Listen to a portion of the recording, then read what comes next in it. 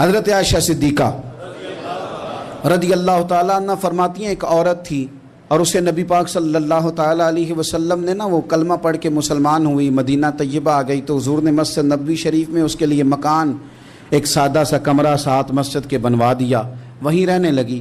اکثر وہ سیدہ طیبہ کے پاس آتی تو حضرت عائشہ صدیقہ رضی اللہ تعالیٰ عنہ فرماتی ہیں وہ بڑی باتیں سناتی اور آخر میں کہتی وہ ہار والا دن بھی بڑا عجیب دن تھا اور میرے رب کی قدرتوں کا دن تھا، وہ بھی بڑا عجیب دن تھا۔ سیدہ عائشہ صدیقہ رضی اللہ تعالیٰ عنہ ایک دن فرمانے لگی کہ تو ہار والے دن کا بڑا ذکر کرتی ہے، وہ کیا دن تھا؟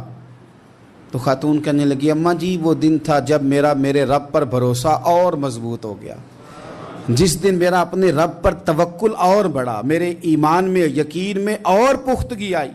کہنے لگی میں ایک گھر کی کنیز تھی، نوکرانی تھی، اس گھر میں ایک بچی تھی جس کے پاس سونے چاندی ہیرے جواہرات کا ہار تھا۔ اس زمانے میں چمڑے کے اوپر لوگ ہیرے جواہرات لگاتے تھے، کئی دفعہ سرخ رنگ کے چمڑے پہ لگائے جاتے تھے، وہ بچی پہنتی تھی تو کہتی ہوں بچی کے اس نے اتار کے رکھا یا اس سے گرا وہ ہار تو چیل اسے اٹھا کے لے گئی گوشت سمجھ کے اور میرے سامنے اٹھا کے لے گئی۔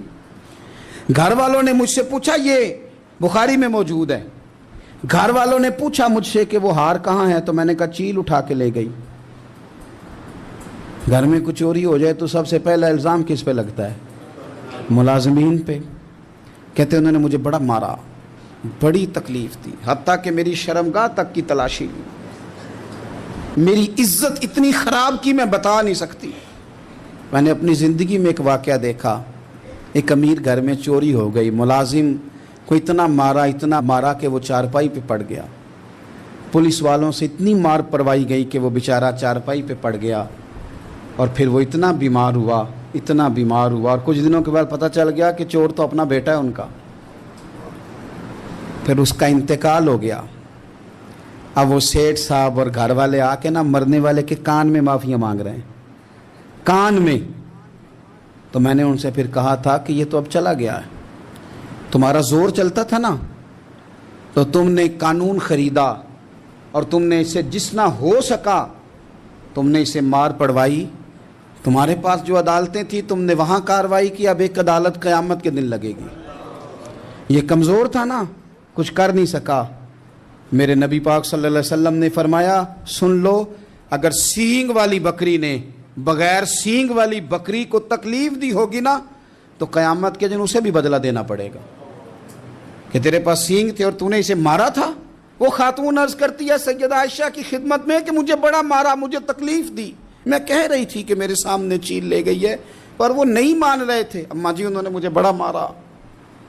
حضرت عائشہ صدیقہ کہتی ہیں پھر کیا ہوا؟ کہنے لگی اماں جی جب کوئی میرا مددگار نہ رہا، مجھے تکلیف دے رہے تھے، رسوا کر رہے تھے، تو میں نے اپنے رب سے مدد چاہی، میرے رب کی طرف میں نے توجہ کی، میں نے کہا مالک اب تو ہی میرا مددگار ہے۔ کہتی ہے وہ مجھے مار رہے تھے تو وہ چیل جو ہار لے گئی تھی وہی لے کے واپس آ گئی اور ہمارے سروں کے قریب لا کے اس نے جب اس ہار کو پھینکا وہ مجھے چھوڑ کے سائیڈ پہ ہوئے، وہ میری بے گناہی جان گئے، لیکن آپ کو بتاؤں اس دن سے میرا اپنے رب پر یقین اور بڑھ گیا۔ مجھے سمجھ آ گئی کہ جب انسان پورا ٹوٹ جاتا ہے اور جب کوئی چاروں جانب اس کا مددگار نہیں ہوتا تو رب تو ہوتا ہے نا، اللہ تو اس کا مددگار ہوتا ہے نا، وہ تو پھر اپنے اس بندے کی مدد کرتا ہے نا، پھر وہ تو توانائی دیتا ہے نا، وہ تنہا نہیں چھوڑتا، وہ تو آنسوؤں والوں کے آنسوؤں پہ بڑا کرم فرماتا ہے، وہ تو قسم پرسی میں آ جاتا ہے، اس کی رحمت بڑھ کے استقبال کر لیتی۔ تو بھائی جب آپ پر اللہ کی حکمت کے تقاضے پورے ہونے لگیں اور زندگی میں کبھی کوئی ایسا وقت آئے کہ آپ محسوس کریں کہ تنہا رہ گئے ہیں اور کئی اپنے بھی مخالفین کی جماعت میں نظر آنے لگے ہیں، تو اس وقت پھر دل، روح، زبان اور ذہن کو یکجا کر کے سمجھ لینا کہ جب ساری دنیا ساتھ چھوڑ جاتی ہے تو رب کی رحمتیں اس وقت بھی ساتھ رہتی ہیں اور اللہ کی مدد اس وقت بھی بندے پہ کرم نوازی کرتی ہے۔ ایک اور حدیث سنیں، لطف کی بات یہ ہے یہ بھی بخاری میں ہے، یہ بھی واقعہ بخاری میں ہے۔ اللہ اکبر۔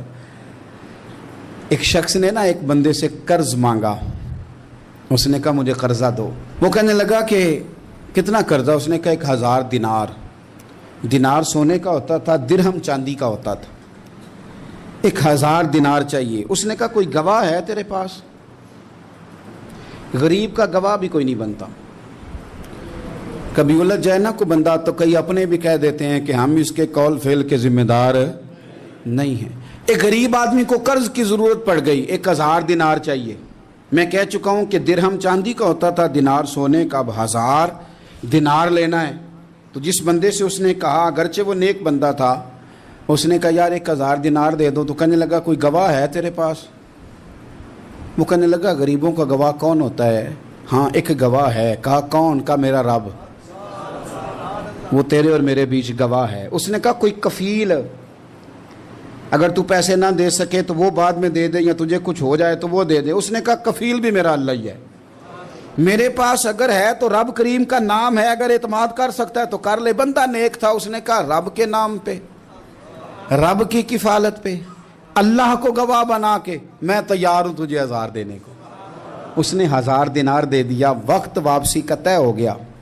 وہ چلا گیا پیسے لے کے. اس نے پوری محنت کی کہ میں نے وقت پہ پیسے لوٹانے. پوری محنت بھی کر لی، اللہ نے مدد بھی کر دی، پیسے بھی اس تاریخ کو اسے مل گئے. بعض لوگوں کا تو لوٹانے کا دل ہی نہیں ہوتا. فرمایا حدیث پاک میں کہ تو لوٹانے کا ارادہ کر، رب تیری مدد بھی فرمائے گا. لیکن یہاں بہت سارے لوگ کہتے ہیں خیر ہے، ارادہ ہی نہیں. تو پھر جس طرح کا بندے کا گمان ہو، رب بھی اسی طرح کا معاملہ فرماتا ہے. اس نے پیسے جمع بھی کر لیے اور واپس دینے کو تیار بھی ہو گیا. لیکن رستہ بحری جہاز کا تھا، کشتی کا تھا، دریا کے رستے واپس آنا تھا. اب وہ جب آ گیا دریا کے کنارے تو بڑی کوشش کی، پر وہاں اسے کوئی کشتی نہیں ملی.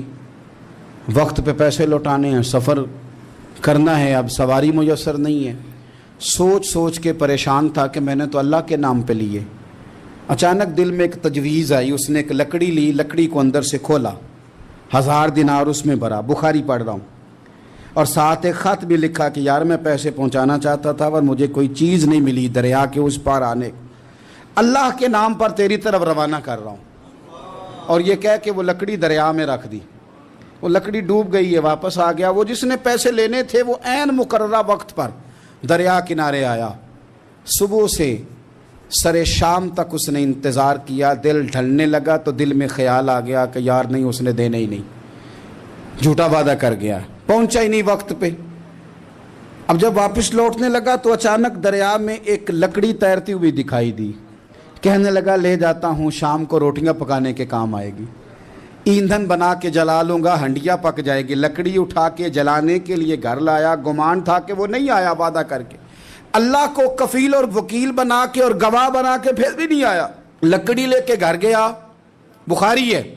اور جب اس کو چیرا نہ کہ میں اس کی آگ جلاؤں گا، کھولا تو اندر سے 1000 دینار بھی نکل آیا، خط بھی نکل آیا. اب ذرا سمجھنا، اس کے دل میں بات کس نے ڈالی کہ تو لکڑی میں پیسے ڈال دے؟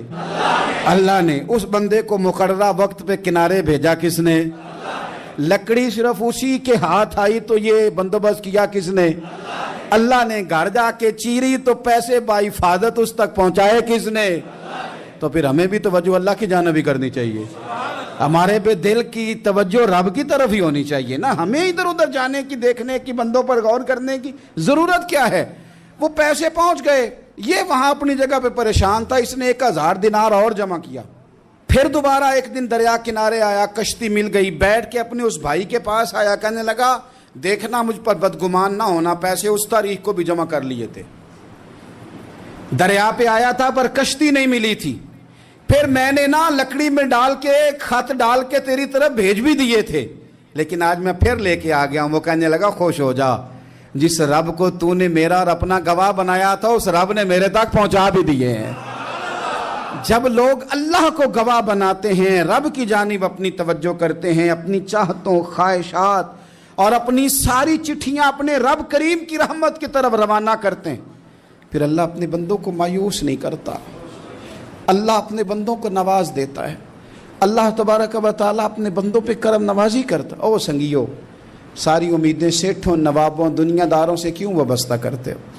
ساری توجہات کا مرکز کیوں ان لوگوں کو بناتے ہو جو تمہیں دنیا میں مضبوط نظر آتے ہیں؟ اپنی توجہات کا مرکز اپنے خدا کو بنائیے، اپنے مالک کی جانب اپنی ساری خواہشات کا رخ پھیر دیجئے، اپنی توجہات اپنے رب کی جانب کر لیجئے۔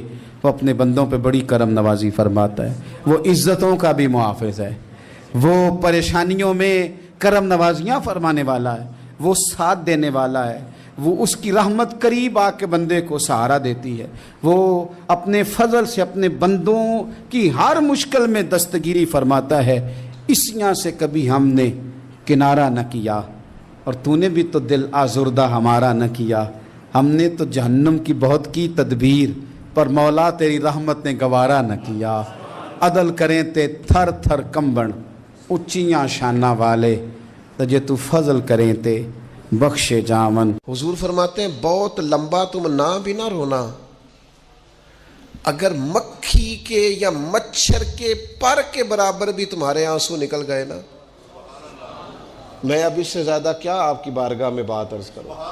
حضور فرماتے ہیں ایک مکھی اور مچھر کے پر کے برابر بھی تیری آنکھ سے آنسو نکل آیا، شرط یہ ہے نکلے ریاکاری کے لیے نہیں، نکلے اللہ کی رضا کے لیے، اس کی خشیت میں نکلے۔ فرمایا اگر مکھی کے پر کے برابر بھی تو رو پڑا تو اللہ تعالیٰ تیرے لیے دوزخ سے آزادی لکھ دے گا۔ اور نبی پاک صلی اللہ تعالیٰ علیہ وسلم نے بیان فرمایا ہے، حضور فرماتے ہیں جو اللہ کے خوف سے رو پڑے نا، جس طرح بھینس بکری گائیں کے تھنوں سے نکلا ہوا دودھ دوبارہ تھنوں میں نہیں نہ جاتا، اسی طرح جو رب کی یاد میں رو پڑے وہ دوزخ میں نہیں جاتا۔ یہ مثال دیکھیں کیسی دی حضور نے سمجھانے کی۔